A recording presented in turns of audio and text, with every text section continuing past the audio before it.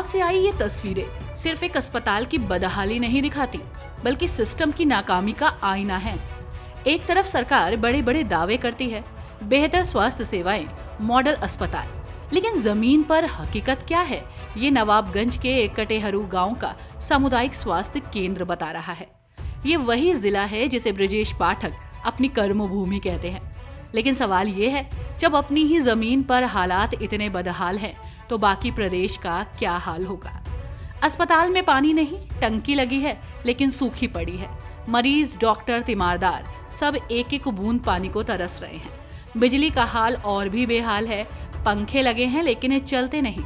गर्मी में मरीज तड़प रहे हैं और जिम्मेदार शायद एसी कमरों में आराम कर रहे हैं। तुम्हारी फाइलों में गांव के मौसम गुलाबी हैं, मगर ये आंकड़े झूठे और दावा किताबी है।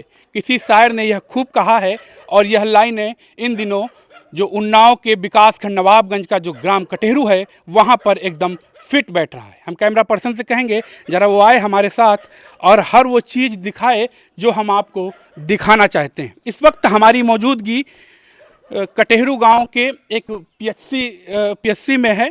यहाँ पर लगभग 8 लोगों का स्टाफ है। हम आपको दिखाएंगे कि यहाँ अव्यवस्थाओं का क्या आलम है। सबसे पहले इधर दिखाएंगे कि यह डॉक्टर का जो है आवास है और पूरी तरीके से जर्जर पड़ा हुआ है। इधर दिखाएंगे कि यह यहाँ के स्टाफ जो पहले रहते थे उनका आवास है, यह भी पूरी तरीके से जर्जर पड़ा है। उत्तर प्रदेश के जो उप मुख्यमंत्री ब्रजेश पाठक जी हैं, जो कि बड़े बड़े दावे करते हैं, योगी सरकार बड़े बड़े दावा करती है, लेकिन उनके जो दावे हैं वो धरातल पर फेल नजर आ रहे हैं। यह पीएचसी लगभग 8 लोगों का यहाँ पर स्टाफ है। 8 लोग यहाँ पर तैनात हैं। लगभग 6 लाख रुपए उनका वेतन जा रहा है। अब देखिए, ये पानी की टंकी तो रखी हुई है, लेकिन इस पीएचसी में लोगों के पीने के लिए पानी नहीं है। लोग परेशान हैं, हैरान हैं। और ज़रा यहाँ पर पीएचसी में देखेंगे कि गंदगी का भी अंबार जमा हुआ है। कहीं गड्ढा है, कहीं पर जो है घास फूस। अगर बिल्डिंग की बात की जाए तो बिल्डिंग भी जो है पूरी तरीके से जर्जर हो चुकी है। हमने यहाँ के जो स्टाफ हैं, यहाँ के जो डॉक्टर हैं, उनसे बात की तो उन्होंने बताया कि जो यहाँ पर लाइट की जो लाइन है वो भी भ्रष्ट पड़ी हुई है। तमाम अव्यवस्थाएं हैं। गांव के लोग हमारे साथ मौजूद हैं, हम उनसे भी बात करने का प्रयास करेंगे और पूछेंगे क्या है। भाई साहब हमारे साथ हैं। भैया क्या नाम है आपका? मेरा नाम है भोली। भोली? हाँ। भोली जी, कहाँ रहते हैं आप? हम कटेरू गांव में रहते हैं। कटेरू गांव में रहते हैं। तो ये जो पीएचसी है, यहाँ इलाज वगैरह मिलता है आपको? जी सर, इलाज मिलता है। अभी इतना ज़्यादा नहीं, बस जब बुखार आता है दवा मिल जाती है। अच्छा, जो महिलाएं जैसे होती हैं उनको जैसे डिलीवरी वगैरह कोई समस्या होती है तो कोई डिलीवरी वगैरह कराई गई? जी यहाँ कोई डिलीवरी नहीं हुई है। आज तक कोई डिलीवरी आज तक नहीं हुई है। अच्छा, किस प्रकार का इलाज होता है यहाँ खाली बुखार आता है, खांसी पसीने इलाज होता है, कोई इलाज नहीं इसके बाद। अच्छा, अगर किसी को ज़्यादा दिक्कत है, एडमिट होना है तो यहाँ नहीं होता सर, नवाबगंज ब्लॉक भेजते हैं। अच्छा, ब्लॉक भेजते हैं तो उसके लिए एम्बुलेंस आती होगी? जी आती है। यहाँ कोई एम्बुलेंस कभी नहीं खड़ी हुई है? यहाँ कभी नहीं हुई खड़ी।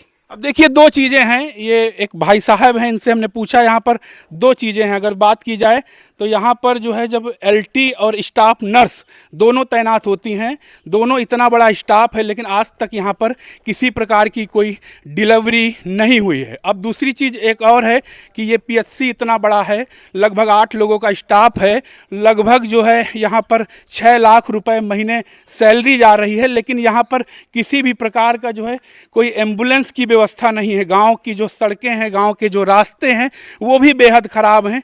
एम्बुलेंस को भी यहाँ तक आने में काफ़ी मशक्क़त करना पड़ता है। लेकिन फिर भी इस दौर में जो सरकारें हैं, जो जिम्मेदार हैं, वो सब कुछ ठीक, उनकी फाइलों में सब कुछ ठीक दिखाई देता है। अब बड़ा सवाल यह है कि जो हमारी यह रिपोर्ट है, जो हमारी ये खबर है, इस पर जो जिम्मेदार हैं वो किस प्रकार की कार्यवाही करते हैं। 4 PM के लिए रंजन बाजपेयी, उन्नाव। इतना ही नहीं, डॉक्टरों और स्टाफ के रहने के लिए जो आवास हैं वो भी खंडहर बन चुके हैं। दीवारें टूट रही हैं, छतें गिरने को तैयार हैं। यानी जो इलाज देने आए हैं वो खुद ही असुरक्षित है। क्या यही है बेहतर स्वास्थ्य व्यवस्था? क्या यही है वो दावे जो मंचों से किए जाते हैं? डॉक्टर लाल बहादुर वर्मा और एमओसीएच की पोस्ट है।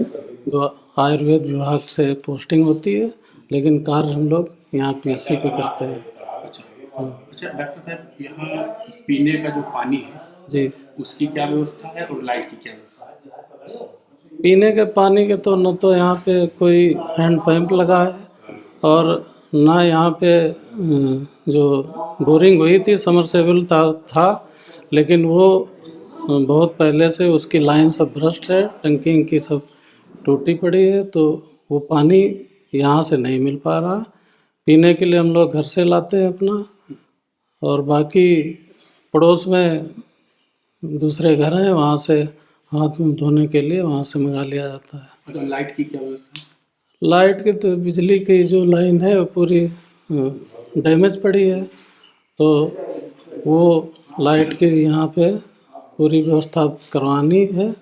बाकी जैसे जहाँ जहाँ लोकल लोग पंखे वंखे लगे हैं, तो वहाँ पे लोकल अलग से तार लगा के उसको चालू कराया गया है। कई जगह अभी कई कमरों में नहीं है, तो यही दिक्कत है यहाँ, इस वजह से पब्लिक को भी दिक्कत हो रही है। डिलीवरी आज तक हुई नहीं कोई यहाँ पर? डिलीवरी अभी नहीं हुई कोई, यहाँ पे कोई भी व्यवस्था नहीं इस तरह की है यहाँ पे। डॉक्टर वगैरह तैनात हैं डिलीवरी के लिए? जी, डॉक्टर वगैरह तो है ना डिलीवरी?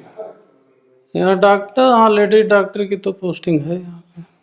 मंत्री जी, जब आपकी ही कर्मभूमि में मरीजों को पानी, बिजली और इलाज तक नसीब नहीं, तो प्रदेश के बाकी जिलों में क्या हाल होगा, इसका अंदाजा लगाना मुश्किल नहीं है। ये सिर्फ लापरवाही नहीं है, ये सीधा सीधा जिम्मेदारी से भागना है, और अब जवाब देना पड़ेगा, क्योंकि जनता सिर्फ वादे नहीं, हकीकत देख रही है। अब देखना ये है कि ये तस्वीरें सिस्टम को झकझोरती हैं या फिर एक और रिपोर्ट बनकर फाइलों में दब जाती है।